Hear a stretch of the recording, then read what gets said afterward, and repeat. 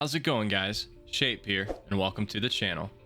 This video is going to cover some of the previous best raids to farm raw gold in and see if they're still worth doing.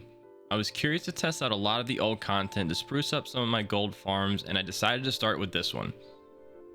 After patch 8.3, a lot of the old raids received a heavy nerf to their raw gold, and I was curious to see if that was still the case for these.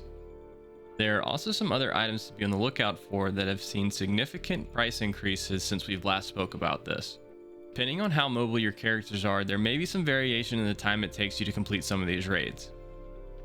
Also, make sure you guys are running the Loot Appraiser add-on or saving all the BOEs that drop from these raids until you check out the auction house, as you can increase your gold per hour quite significantly if you get some of the rare transmog pieces to drop. The first raid on our list is going to take us out to Mists of Pandaria expansion and into the Siege of Orgrimmar raid. Now this raid is going to take you roughly an hour or so to complete to run it on all difficulties. This is mainly because there is a lot of non-skippable RP that takes place and you just can't go and one-shot all the bosses. This used to be around 3,000 raw gold for an hour's worth of your time, and now it's not even a third of that, so in terms of raw gold it's most likely not worth it anymore, but there are some bonuses to doing this raid.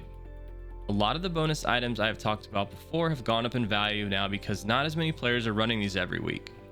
The bonus to running this raid is the chance of some pretty nice transmog pieces as well as battle pets. The first pet to be on the lookout for is the Droplet of Yashar. This little guy is currently selling on my server for around 58,000 gold.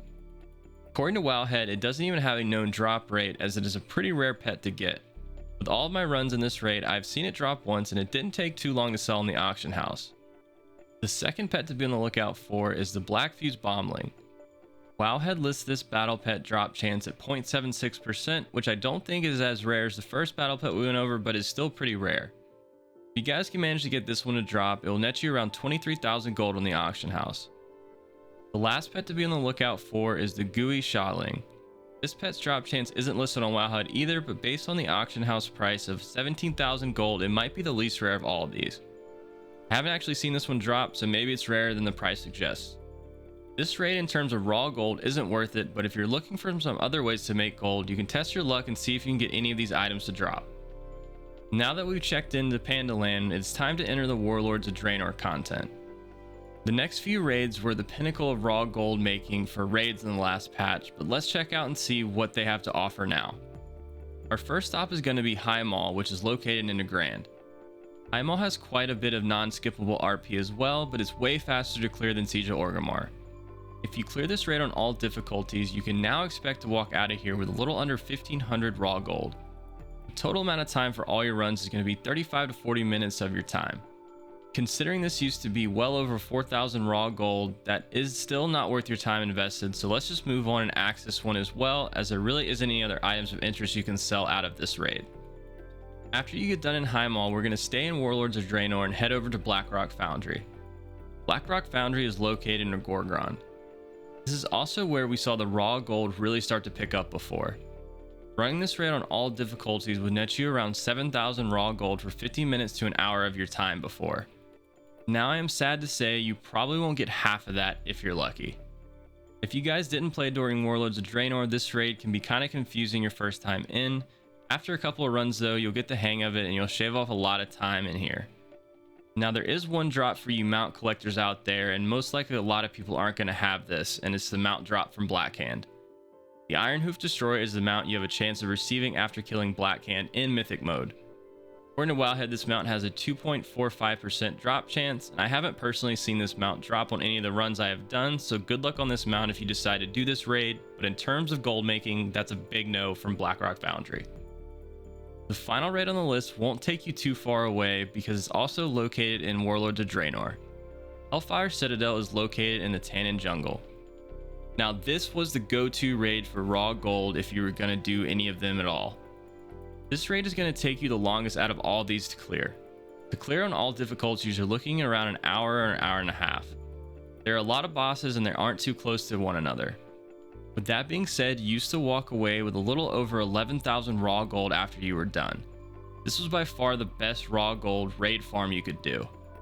The raw gold is still the best in here out of all the rest we covered, but it pains me to say that it's even not worth it for this raid. There are some bonus items to be on the lookout for though, and we have seen their price significantly increase due to the raw gold nerfs. The battle pet you're going to be on the lookout for is the Corrupted Nest Guardian. This battle pet is said to have a 6.78% drop chance, and I've seen it a few times in my runs.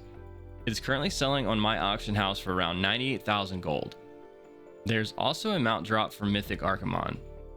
At a 3.92% drop chance, you could walk out of here with the Fellsteel Annihilator.